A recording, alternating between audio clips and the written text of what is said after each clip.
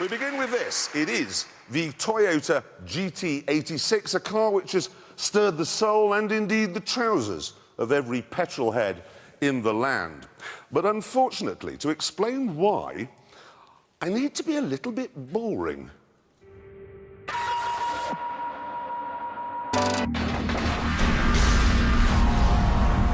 What we have here is a front-wheel drive car going around Chicago corner in an exuberant manner. And if we slow the film down, you can see the front wheels are fully turned, but the car is ploughing straight on. This is called understeer.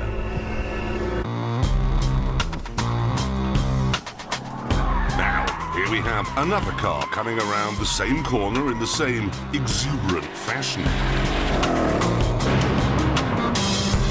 However, because this one is rear-wheel drive, the back end is sliding out of line. This is called oversteer. Now, for reasons that are extremely difficult to explain to normal human beings, petrol heads prefer oversteer. We like the front end to grip and the rear to be all loose, and that means we prefer rear-wheel drive. But rear-drive cars, Jags, BMWs, Porsches, Mercs, are complicated to make, and that means they tend to be expensive.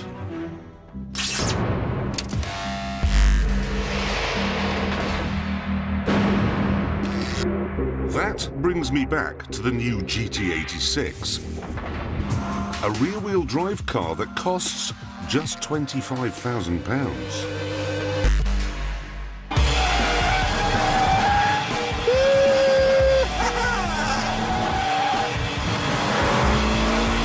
Gets better. The engine is a flat 4 boxer unit, so the pistons go like that, okay, and that means it can be mounted low down, and that means a low centre of gravity.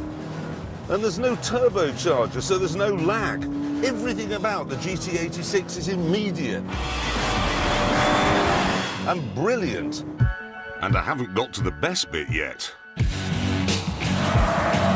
To make sure its tail is as waggly as possible,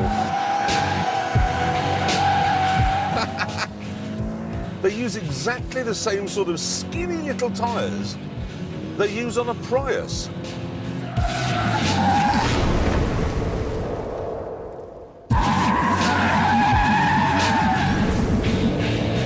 And what it means is the petrol head can enjoy some tail-out action at low, non-frightening speeds.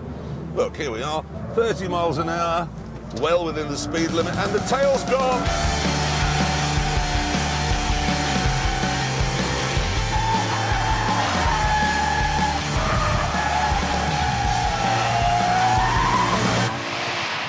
You might think it's daft fitting deliberately ungrippy tyres on a car. You might think that you'd inevitably crash, but would you? Well, let's find out. How hard is it to slide this thing at 80 miles an hour the wrong way around the hammerhead?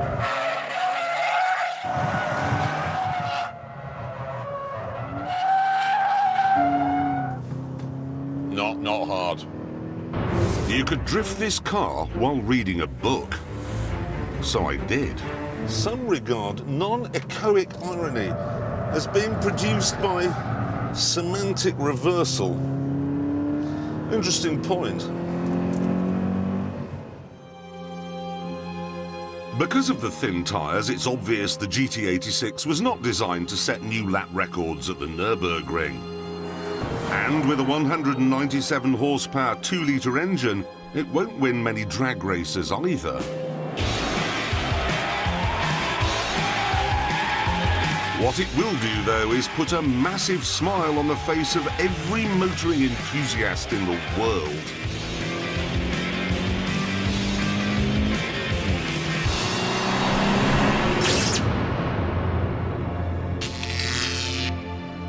It isn't even stupid.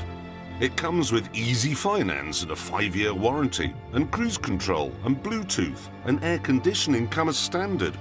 There's a boot too, which is big enough for things, and in the back, a couple of seats.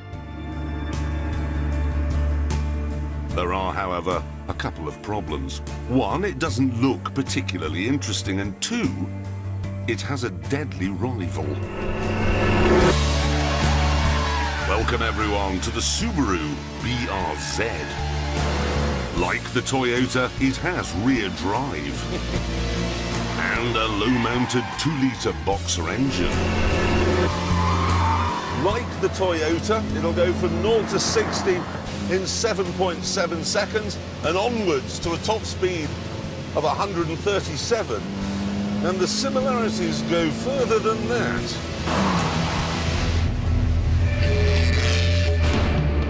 Both cost the same. They have the same bodies and the same interiors with the same equipment.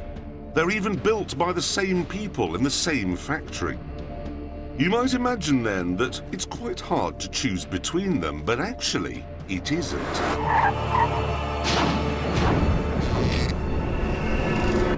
Watch, because this is how you do it. Eeny, meeny, miny, mo, catch a teacher by his toe. When he squeals, let him go. Eeny, meeny, miny, mo. Toyota it is.